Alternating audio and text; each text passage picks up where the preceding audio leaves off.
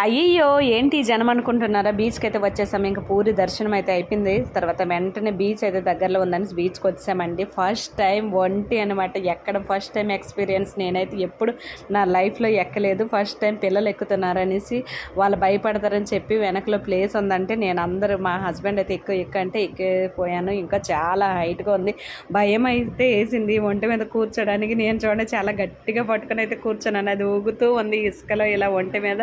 ఇంకా చాలా హ్యాపీగా ఫస్ట్ టైం ఎక్స్పీరియన్స్ అనమాట. మీరు ఎవరైనా ఎక్కువ ఉంటే కామెంట్ అయితే చేయండి. అలా బీచ్కి వచ్చేసాం.